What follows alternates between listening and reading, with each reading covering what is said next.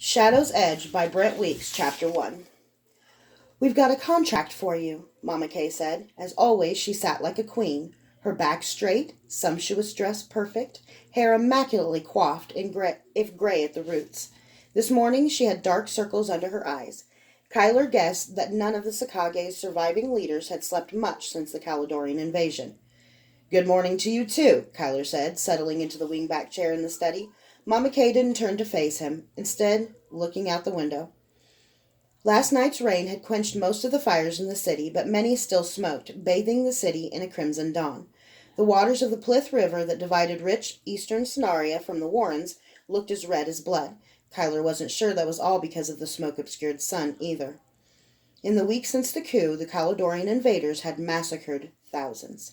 Mama Kay said, "There's a wrinkle. The debtor knows it's coming." "How's he know?" The Sakage wasn't usually so sloppy. "We told him." Kyler rubbed his temples. The Sakage would only tell someone so that if the attempt failed, the Sakage wouldn't be committed. That meant the debtor could only be one man, Cenaria's conqueror, Calidor's god king, Gareth Ursel. "I just came to get my money," Kyler said. "All of my safe house is burnt down. I only need enough to bribe the gate guards." He'd been giving her a cut of his wages to invest since he was a child. She should have plenty for a few bribes. Mama Kay flipped silently through sheets of rice paper on her desk and handed one to Kyler. At first he was stunned by the numbers. He was involved in the illegal importation of riotweed and half a dozen other addictive plants, owned a racehorse, had a stake in a brewery and several other businesses, part of a loan shark's portfolio, and owned partial cargoes of items like silks and gems that were legitimate except for the fact the Sakage paid 20% in bribes rather than 50% in tariffs. The sheer amount of information on the page was mind-boggling. He didn't know what half of it meant. "I own a house?" Kyler asked. "Owned," Mama Kay said. "This column denotes merchandise lost in the fires or looting. There were checks next to all but a silk expedition and one for riotweed. Almost everything he had owned was lost. Neither expedition will return for months, if at all. If the God King keeps seizing civilian vessels, they won't come back at all. Of course, if he were dead." He could see where this was going. "This says my share is worth 10 to 15,000. I'll sell it to you for 1,000. That's all I need." She ignored him. "They need a third wet boy to make sure it works. 50,000 gungers for one kill, Kyler. With that much, you can take Elaine and Uli anywhere. You'll have done the world a good turn, and you'll never have to work again. It's just one last job." He wavered only for a moment. "There's always one last job. I'm finished." "This is because of Elaine, isn't it?" Mama Kay asked. "Mama Kay, do you think a man can change?" She looked at him with a profound sadness. "No, and he'll end up hating anyone who asks him to." Kyler got up and walked out the door. In the hallway he ran into Jarl. Jarl was grinning like he used to when they were growing up on the streets and he was up to no good. Jarl was wearing what must be the new fashion, a long tunic with exaggerated shoulders, paired with slim trousers tucked into high boots. It looked vaguely Caledonian. His hair was worked into elaborate micro-braids, capped with gold beads that set off his black skin. "I've got the perfect job for you," Jarl said, his voice lowered, but unrepentant about eavesdropping. "No killing?" Kyler asked. "Not exactly." "Your Holiness, the cowards stand ready to redeem themselves," Verdmeister Nefdata announced. His voice carried over the crowd. He was an old man, veiny, liver-spotted, stooped, stinking of death held at bay with magic, his breath rattling from the exertion of climbing up the platform in Cenaria's castle great yard. 12 knotted cords hung over the shoulders of his black robes for the 12 shuras he'd mastered. Neff knelt with difficulty and offered a handful of straw to the God King. God King Gareth Ursel stood on the platform inspecting his troops. Front and center were nearly 200 Grevar Highlanders, tall, barrel-chested, blue-eyed savages who wore their black hair short and their mustaches long. On either side stood the other elite Highland tribes that had captured the castle. Beyond them waited the rest of the regular army that had marched into Scenaria since the liberation. Mists rose from the Plith River on either side of the castle and slid under the rusty teeth of the iron portcullis to chill the crowd. The Revar had been broken into 15 groups of 13 each, and they alone had no weapons, armor, or tunics. They stood in their trousers, pale faces fixed, but sweating instead of shivering in the cool autumn morning. There was never commotion when the God King inspected his troops, but today the silence ached despite the thousands gathered to watch. Gareth had gathered every soldier possible and allowed the Cenarian servants and nobles and small folk to watch as well. Meisters in their black and red half-cloaks stood shoulder to shoulder with robed Verdmeisters, soldiers, crofters, coopers, nobles, field hands, maids, sailors, and Cenarian spies. The God King wore a broad white cloak edged with ermine thrown back to make his broad shoulders look huge. Beneath that was a sleeveless white tunic over wide white trousers. All the white made his pallid Caledonian skin look ghostly, and drew sharp attention to the ver playing across his skin. Black tendrils of power rose to the surface of his arms. Great knots rose and fell, knots edged with thorns that moved not just back and forth, but up and down in waves, pressing out from his skin. Claws raked his skin from beneath, nor were his ver confined to his arms. They rose to frame his face, they rose to his bald scalp and pierced the skin, forming a thorny, quivering black crown. Blood trickled down the sides of his face. For many Cenarians, it was their first glimpse of the God King. Their jaws hung slack. They shivered as his gaze passed over them. It was exactly as he'd intended. Finally, Gareth selected one of the pieces of straw from Neftata and broke it in half. He threw away one half and took 12 full-length pieces. "Thus shall Cali speak," he said, his voice robust with power. He signaled the Gravar to climb the platform. During the liberation, they had been ordered to hold this yard to contain the Cenarian nobles for slaughter. Instead, the Highlanders had been routed, and Tara Grayson and her nobles had escaped. That was unacceptable, inexplicable, uncharacteristic for the fierce Gravar. Gareth didn't understand what made men fight one day and flee the next. What he did understand was shame. For the past week, the Gravar had been mucking stables, emptying chamber pots, and scrubbing floors. They had not been allowed to sleep, instead spending the nights polishing their betters' armor and weapons. Today they were expiate their guilt. They would expiate their guilt, and for the next year they would be eager to prove their heroism. As he approached the first group with Neff at his side, Gareth calmed the ver from his arms. When the men drew their straws, they must think it not the working of magic or the God King's pleasure that spared one and condemned another. Rather, it was simple fate, the inexorable consequence of their own cowardice. Gareth held up his hands, and together all the Caledonians prayed, Cali vas ras in me, Cali mirith rapt, recum virtum defite. As the words faded, the first soldier approached. He was barely 16, the least fringe of a mustache on his lip. He looked on the verge of collapse as his eyes flitted from the God King's icy face to the straws. His naked chest shone with sweat in the rising morning light, his muscles twitching. He drew a straw. It was long. Half of the tension whooshed out of his body, but only half. The young man next to him, who looked so alike he must have been his older brother, licked his lips and grabbed a straw. It was short. Queasy relief washed over the rest of the squad, and the thousands watching who couldn't possibly see the short straw knew that it had been drawn from their reactions. The man who'd drawn the short straw looked at his little brother. The younger man looked away. The condemned man turned disbelieving eyes on the God King and handed him the short straw. Gareth stepped back. Cali has spoken, he announced. Then, with a collective intake of breath, and he nodded to the squad. They closed on the young man, every one of them, even his brother, and began beating him. It would have been faster if Gareth had let the squad wear gauntlets or use the butts of spears or the flat of the blades, but he thought it was better this way. When the blood began flowing and spraying off flesh as if it were pummeled, it shouldn't get on the squad's clothing. It should get on their skin. Let them feel the warmth of the young man's blood as he died. Let them know the cost of cowardice. Caledonians did not flee. The squad attacked with gusto. The circle closed, and screams rose. There was something intimate about naked meat slapping naked meat.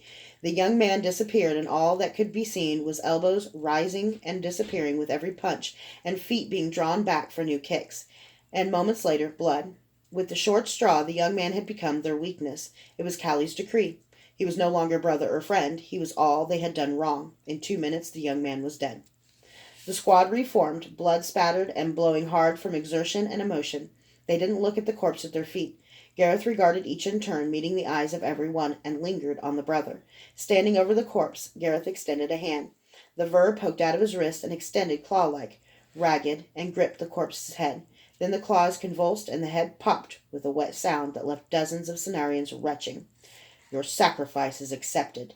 Thus are you cleansed," he announced, and saluted them. They returned his salute proudly and took their places back in the formation in the courtyard as the body was dragged away. He motioned the next squad, the next 14 itinerant iterations would be nothing but more of the same. Though tensions still arced through every squad, even the squads who'd finished would lose friends and family in other squads. Gareth lost interest. "Neff, tell me what you've learned about this man, this night angel who killed my son." Sonaria Castle wasn't high on Kyler's list of places to visit. He was disguised as a tanner, a temporary dye staining his hands and arms to the elbow, a spattered wooden tradesman's tunic, and a number of drops of a special perfume his dead master Durzo Blent had developed. He reeked only slightly less than a real tanner would. Durzo had always preferred disguises of tanners, pig farmers, beggars, and other types that respectable people did their best not to see because they couldn't help but smell them. Their perfume was applied only to the outer garments, so if need arose, they could be shed. Some of the stench would still cling, but every disguise had drawbacks. The art was matching the drawbacks to the job. East Kingsbridge had burned during the coup, and though the Meisters had repaired most of its length, it was still closed. So Kyler crossed West Kingsbridge. The Caledonian guards barely glanced at him as he passed them. It seemed everyone's attention, even the Meisters, was riveted to a platform in the center of the castle yard and a group of Highlanders standing bare-chested in the cold. Kyler ignored the squad on the platform as he scanned for threats. He still wasn't sure if Meisters could see his talent, though he suspected they couldn't as long as he wasn't using it. Their ability seemed much more tied to smell than Magi's, which was the main reason he'd come as a tanner. If the Meister came close, Kyler could only hope the mundane smells interfered with magical ones. 4 guards stood on each side of the gate, 6 on each segment of the diamond-shaped castle wall, and perhaps 1,000 in formation in the yard, in addition to the 200 or so Gravar Highlanders. In the crowd of several thousand, 50 Meisters were placed at regular intervals. In the center of it all, on the temporary platform, were a number of Cenarian nobles, mutilated corpses, and God King Gareth Ursel himself, speaking with a Verdmeister. It was ridiculous, but even with the number of soldiers and Meisters here, this was probably the best chance a wet boy would have to kill him. But Kyler wasn't here to kill. He was here to study a man for the strangest job he'd ever accepted. He scanned the crowd for the man Jarl had told him about and found him quickly. Baron Kuroff had been a vassal of the Gyers. With his lord dead and his lands close to the city, he'd been one of the first Cenarian nobles to bend the knee to Gareth Ursel. He was a fat man, with a red beard cut in the angular lowland Caledonian style, a large crooked nose, weak chin, and great bushy eyebrows. Kyler moved closer. Baron Kuroff was sweating, wiping his palms on his tunic, speaking nervously to the Caledonian nobles he stood with. Kyler was easing around a tall, stinking blacksmith when the man suddenly threw an elbow into Kyler's solar plexus. The blow knocked the wind from Kyler, and even as he hunched over, the Kakari pulled in his hand and formed a punch dagger.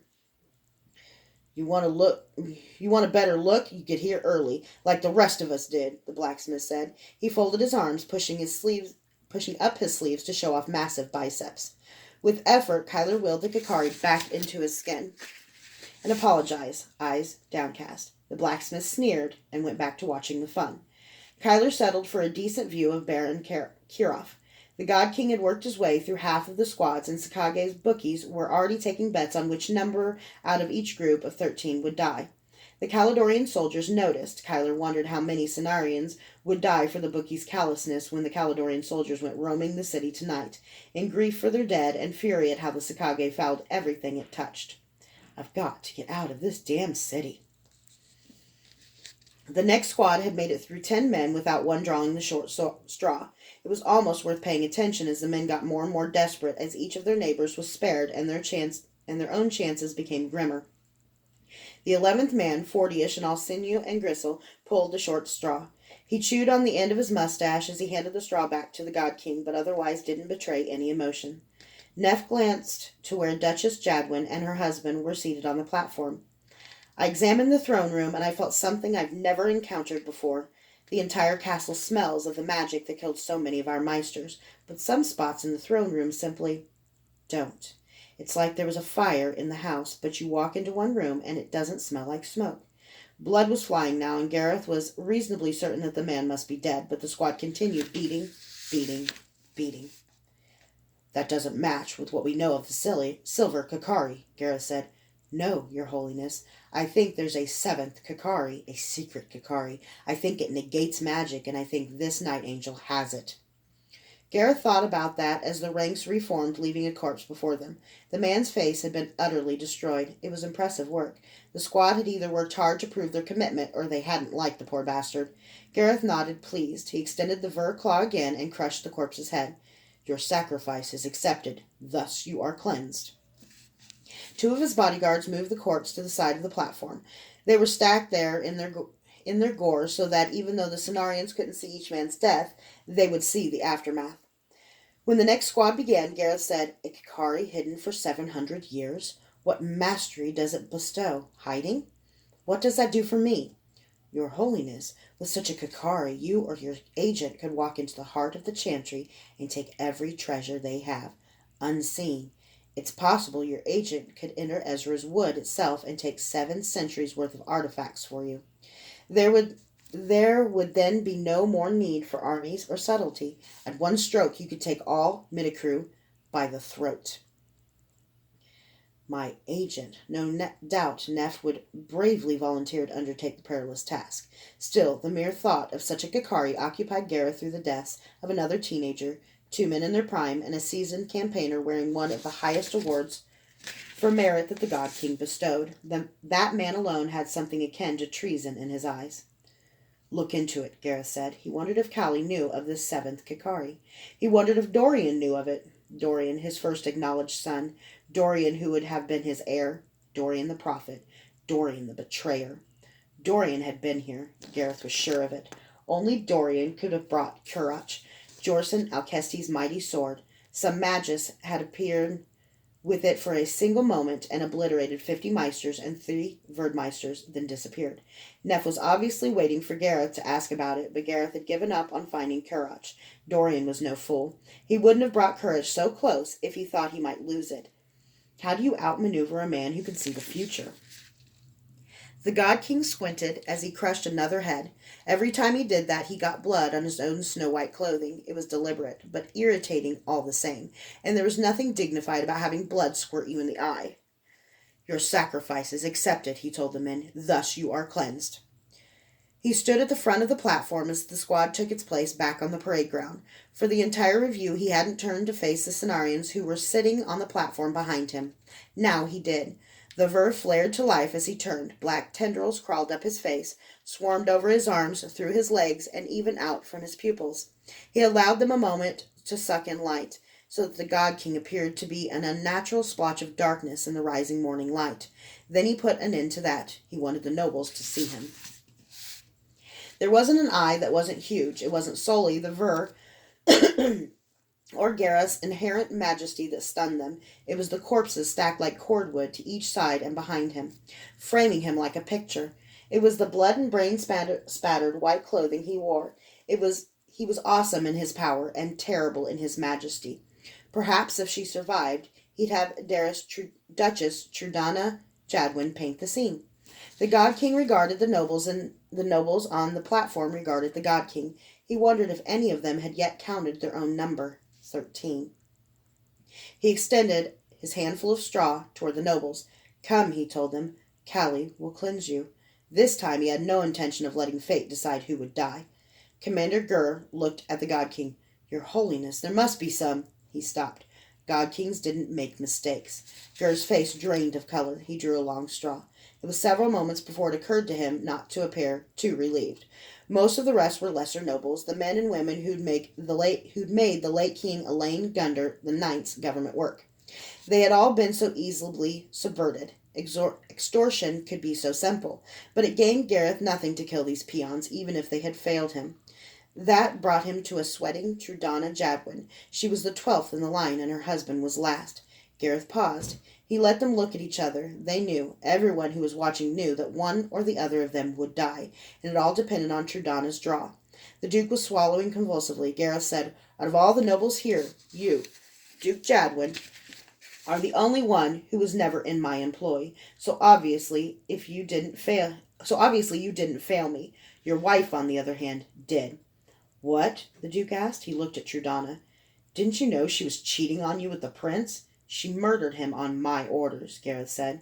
There was something beautiful about standing in the middle of what should be an intensely private moment. The Duke's pale face went gray. He had clearly been even less perceptive than most cuckolds. Gareth could see realization pounding the poor man. Every dim suspicion he'd ever brushed aside, every poor excuse he'd ever heard, was hammering him. Intriguingly, Trudonna Jadwin looked stricken. Her expression wasn't the self-righteousness Gareth expected. He thought she'd point the finger, tell her husband why it was his fault. Instead, her eyes spoke pure culpability. Gareth could only guess the Duke had been a decent husband, and she knew it. She had cheated because she had wanted to, and now 2 decades of lies were collapsing. Trudonna, the God King said before either could speak, you have served well, but you could have served better. So here is your reward and your punishment. He extended the straws toward her. The short straw is on your left. She looked into Gareth's darkened eyes, and at the straws, and then her husband's eyes. It was an immortal moment. Gareth knew that the plaintive look in the Duke's eyes would haunt Trudonna Jadwin for as long as she lived. The God King had no doubt which she would choose, but obviously Trudonna thought herself capable of self-sacrifice. Steeling herself, she reached for the short straw, then stopped. She looked at her husband, looked away, and pulled the long straw for herself. The Duke howled. It was lovely. The sound pierced every Cenarian heart in the courtyard. It seemed pitched perfectly to carry the God King's message. This could be you. As the nobles, including Trudonna, surrounded the Duke with death in their hearts, every one of them feeling damned for their participation, but participating all the same, the Duke turned to his wife. I love you, Trudonna, he said. I've always loved you. Then he pulled his cloak up over his face and disappeared into the thudding of flesh. The God King could only smile. As Trudonna Jadwin hesitated over her choice, Kyler thought that if he had taken Mama Kay's job, now would be the perfect moment to strike. Every eye was on the platform. Kyler had turned toward Baron Kuroff, studying what with shock and horror looked like on his face when he noticed that only 5 guards stood on the wall beyond the Baron. He recounted quickly. 6, but one of them held a bow and a handful of arrows in his bow hand. A harsh crack sounded from the center of the yard, and Kyler caught a glimpse of the back section of the temporary platform splitting off and falling. Something flashed. Scintillating colors flew up into the air. As everyone else turned toward it, Kyler turned away. The sparkle bomb exploded, with a small concussion and an enormous flash of white light. As hundreds of civilians and soldiers alike cried out, blinded, Kyler saw the 6th soldier on the wall draw an arrow. It was Jonas Severing, a wet boy with 50 kills to his name. A gold-tipped arrow streaked toward the God King. The God King's hands were clasped over his eyes, but shields like bubbles were already blooming around him. The arrow hit the outermost shield, stuck, and burst into flame as the shield popped. Another arrow was already on the way, and it passed through the fraying outer shield and hit one closer in. The next popped, and the next, as Jonas Severing shot with amazing speed. He was using his talent to hold his spare arrows in midair so that as soon as he released a shot, the next arrow was already coming to his fingertips. The shields were breaking faster than the God King could reform them. People were screaming, blinded. The 50 Meisters around the yard were throwing shields up around themselves, knocking anyone nearby off their feet. The wet boy who'd been hiding behind the platform jumped onto the platform on the God King's blind side. He hesitated as one last wavering shield bloomed inches from the God King's skin, and Kyler saw that he wasn't a wet boy at all. It was a child of perhaps 14, Jonas Severing's apprentice. The boy was so focused on the God King he didn't keep moving. Kyler heard the snap of a bowstring nearby and saw the boy go down even as the God King's last shield popped.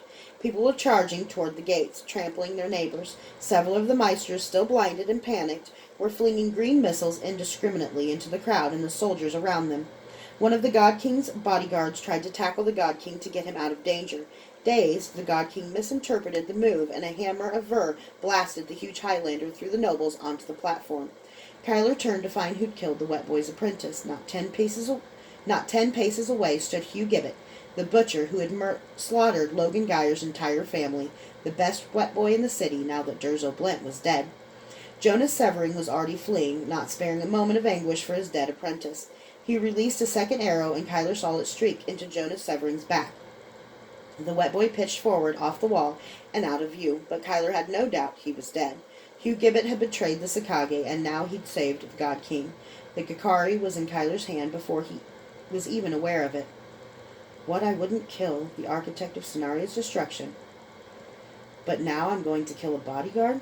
Of course, calling Hugh Gibbet a bodyguard was like calling a bear a furry animal. But the point remained. Kyler pulled Ikikari back into his skin. Ducking so Hugh wouldn't see his face, Kyler joined the streams of panicked Cenarians flooding out the castle gates.